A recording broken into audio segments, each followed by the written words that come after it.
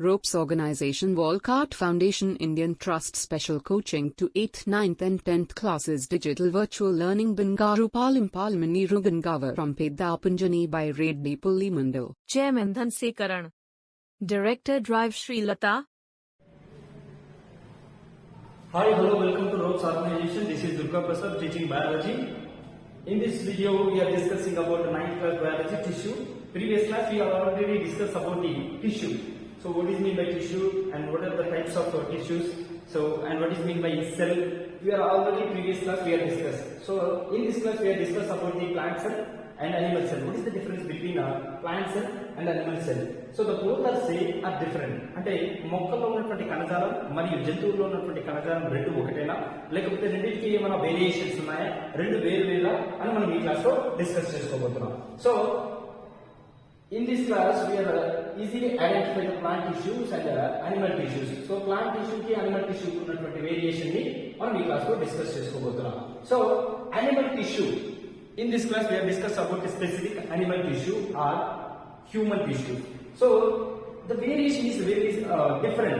Plant tissue is different, animal tissue is different. అంటే మొక్కలో ఉన్నటువంటి కణజాలం వేరు, జంతువుల్లో ఉన్నటువంటి కణజాలం వేరు. సో మొక్కలో కణజాలం ఎలా ఉంటుందంటే సో అది స్టిఫ్డ్, కరెక్ట్ గా ఒక పర్టికులర్ ప్లేస్ లో ఉంటే స్టిఫ్డ్ గా అలాగే కదలకుండా ఉంటుంది. There is no movement of plant tissue. But in animal tissues there is a different movement. So every living organism, especially plants, so remaining they all living organisms, the tissues are living, alive and with movement. So మిగిలినటువంటి వాటిలో ఉన్నటువంటి tissues అన్ని కూడా కదులుతూ ఉంటాయి.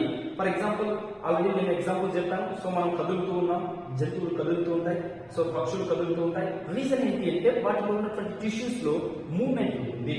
అలాంటి tissues లో ఏముంటుంది, మూవ్మెంట్ ఉంటుంది. So we can already discuss about the difference between animal and plant tissues. There is pattern is different and growth is also different when compare with plant and animal tissues. So animal tissues కి plant tissues కి మనం compare చేస్తే there is a difference, lot of difference. Plant another differences between animal and plant is in the pattern of growth. So దాని యొక్క pattern లో మరియు growth లో కూడా చాలా డిఫరెంట్ ఉంటుంది. The growth in plants is limited to certain regions. Plants లో ఏంటంటే ఒక పర్టికులర్ రీజియన్ కోసం, లేదా ఫర్ ఎగ్జాంపుల్ ఇప్పుడు స్టెమ్ లో తీసుకుంటే స్టెమ్ లో ఒక ఫర్ ఎగ్జాంపుల్ జైలం టిష్యూస్ కానీ లేదా ఫ్లోయం టిష్యూస్ కానీ ఒక పర్టికులర్ ట్రాన్స్పోర్టేషన్ ప్రాసెస్ కోసం మాత్రమే డిజైన్ చేయబడి ఉంటుంది. అంతవరకు మాత్రమే డెవలప్మెంట్ ఉంటుంది. So there is no another step to develop. So plants లో మాత్రమే అలాంటి లిమిటెడ్ డెవలప్మెంట్ గానీ ఉంటుంది. So there are some tissues in plants that divided throughout their life. So plants లో ఏంటంటే కొన్ని టిష్యూస్ మాత్రమే కంటిన్యూస్ డివిజన్ ఉంటుంది. So when compare with animal tissue. So మొక్కల్లో ఉన్నటువంటి కణజాలాలు అంటే ఏంటంటే ఇవి ఒక పర్టికులర్ రీజియన్ లో కంటిన్యూ లైఫ్ టైం కంటిన్యూగా డివిజన్ ప్రాసెస్ ఉంటుంది. ప్లాంట్ సెల్స్ లో మాత్రమే కొన్ని స్పెసిఫిక్ టిష్యూస్ మాత్రమే కంటిన్యూస్ డివిజన్ ఉంటుంది. At the same time there is a tissues are localized in a certain region. So ఒక పర్టికులర్ రీజియన్ లో మాత్రమే స్పెసిఫిక్ గా కనిపిస్తాయి. So and moreover it have the capacity of dividing. So plant cells to compare చేస్తే animal cells లో మనకి ఏంటంటే so dividing capacity ఉంటుంది. సో వాటిలో కంటిన్యూస్ గా dividing capacity ఉంటుంది. So that is the difference between plant animal and differences between plant cell and animal cell. So we can take some activities of these tissues. So tissues మీద మనం కొన్ని activities తీసుకుంటే so దీంట్లో మన first experiment. So we can take about the discussing about the plant tissue. So we can discuss about the plant tissue. So in this class specifically we can discuss about the plant tissue. So what is mean by plant tissue? So plant tissue means మొక్కలో ఉన్నటువంటి కణజాలాన్ని మనం plant tissue అంటాము. Especially the movement or the development of complete plant tissue is basis of meristematic tissue.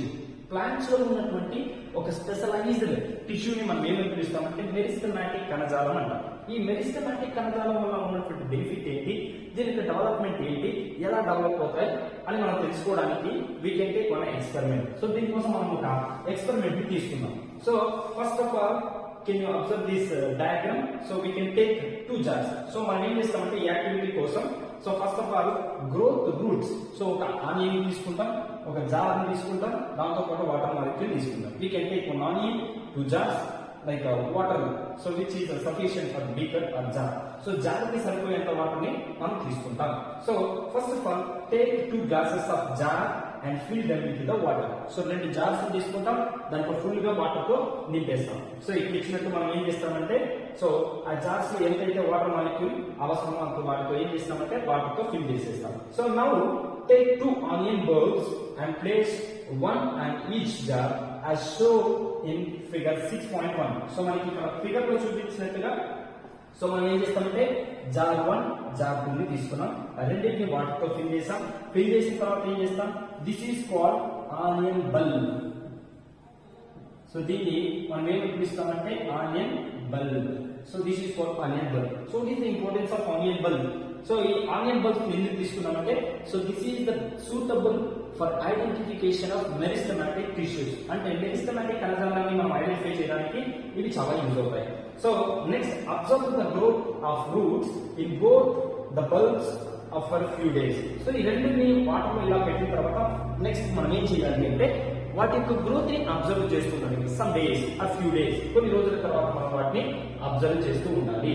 So after the observation process, so we can measure the length of roots. So ఇప్పుడు మనం ఏం చేస్తామంటే ఇంట్లో ఒక glass తీసుకొని glass లో సరిపడా onion, so ఎర్రగడ్డని ఏం చేయాలంటే మనం ఇలా వేర్లు కిందికి నీటిలో ఉండేటట్టు బోర్లించి ఇలా పెడతాం.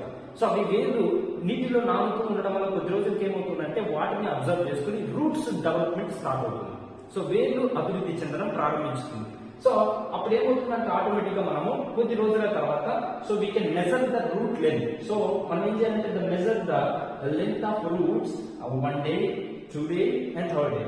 సో ఫస్ట్ ఏం చేస్తామంటే సో వాటి యొక్క మెజర్మెంట్స్ ని మనం అబ్జర్వ్ చేయాలి. Measure the length of roots. So day 1, day 2, day 3. So 3 days మనము లెంత్ ని మెజర్ చేసుకుంటూ రావాలి. So and 4th day cut the root tips of the onion bulb in jar 2. So jar 2 లో ఉన్నటువంటి onion roots ని మనం 4th day వాటిని cut చేసేస్తాం.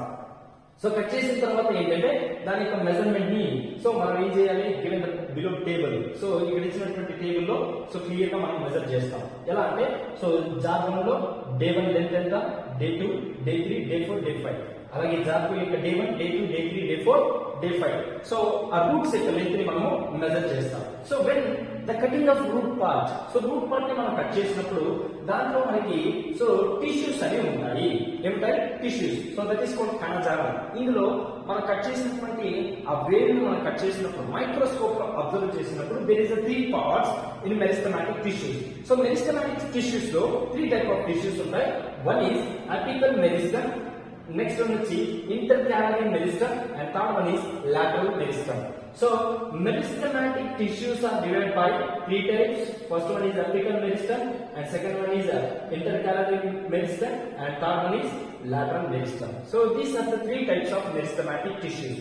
సో వేర్లో ఉన్నటువంటి కణజాలంలో 3 రకాలైనటువంటి కణజాలం ఉంటాయి. Apical meristem, intercalary meristem and lateral meristem. So these are the 3 types of meristematic tissues. So what is the use of meristematic tissues?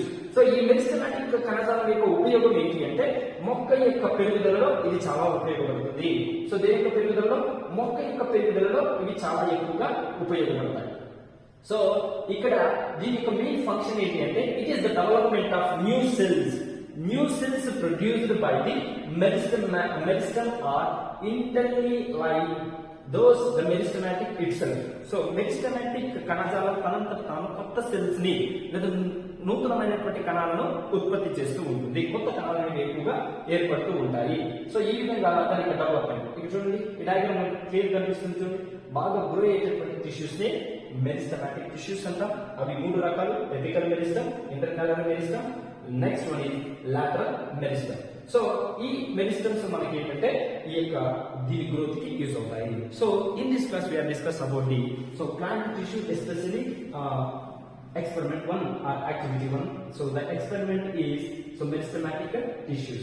So this is today's part 2 topic. So we can discuss about the another topic in part 3 about 9th class tissue topic. Thank you.